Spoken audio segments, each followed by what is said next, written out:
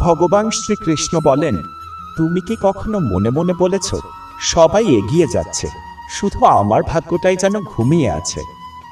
অনেক চেষ্টা করেও যখন সাফল্য আসে না, যখন পরিশ্রম করেও ফল মেলে না, তখন মনে হয় ভাগ্য বুঝি আমাকে একদমই চায় না। কিন্তু সত্যিটা কি জানো? ভাগ্য কখনো হঠাৎ করে সাথ দেয় না। ভাগ্য তৈরি হয় নীরব সংগ্রামে।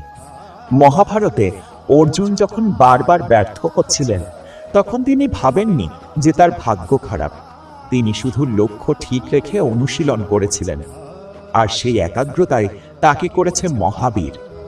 তুমিও হয়তো এখন এক কঠিন সময়ের মধ্যে দিয়ে যাচ্ছ, কিন্তু এই সময়টাই তোমাকে তৈরি করছে।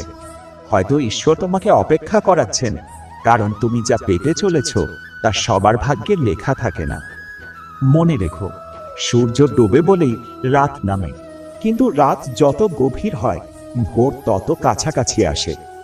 তোমার ভাগ্য সাথ দিচ্ছে না, হয়তো কারণ তুমি এখনো হাল ছাড়োনি। ভাগ্য তাদেরই পরীক্ষা নেয় যাদের ভেতরে শক্তি আছে।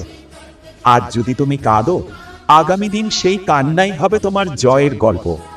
তাই থেমো না, নিজের উপর বিশ্বাস রাখো, কারণ কখনো কখনো ভাগ্য নয়, তোমার ধৈর্যই তোমাকে সবচেয়ে বড় আশীর্বাদ দেয়। হয়তো আজ নয়, কিন্তু খুব শিগগিরই তোমার জীবনেই শুরু হবে সেই অধ্যায় যেখানে তুমি নিজেই বলবে, ভাগ্য নয়, আমি নিজেই আমার পথ তৈরি করেছি। রাধে রাধে।